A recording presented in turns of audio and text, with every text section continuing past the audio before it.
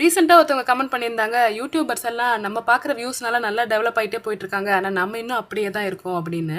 இது என்னமோ என்ன ரொம்ப அஃபெக்ட் பண்ணிடுச்சு.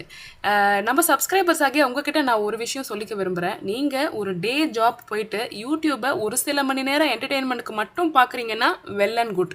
ஆனா, யூடியூப மட்டுமே பார்க்குறதே ஒரு வேலையா வச்சிருந்தீங்கன்னா, no it is not going to help with your life. 2வது விஷயம், நீங்க ஒரு ஹவுஸ் ஒய்ஃபா இருக்கீங்க. நீங்க வீட்டு வேலை பார்த்துட்டு யூடியூப வந்து ஒரு என்டர்டெயின்மென்ட்க்கு பார்க்குறீங்கன்னா, அதுவுமே நமக்கு உதவாது. ஏன்னா, நானுமே அப்படிதான் இருந்தேன். ஹவுஸ் ஒய்ஃபா இருக்கிறது ஒண்ணும் தப்பில்லைங்க. ஆனா, எந்த காலத்திலயும் நம்ம செய்ற வீட்டு வேலை எவ்வளோ கஷ்டம் அப்படின்றது யாருமே புரிஞ்சுக்க போறதும் கிடையாது. அதுக்கான ஒரு ஏர்னிங்ஸ் நமக்கு கிடைக்க போறதும் கிடையாது. நீங்க படிச்சிருக்கீங்களா? ஈவினிங் டைம்ல டியூஷன் எடுத்து சம்பாரிங்க. உங்க பசங்களும் படிச்ச மாரி இருக்கும். 4 பேருக்கு படிப்பு சொல்லிக் குடுத்த மாரியும் இருக்கும். நீங்க சம்பாரிச்ச மாரியும் இருக்கும். நல்லா சமைப்பீங்களா? மசாலா பாக்கெட் செய்யுங்க.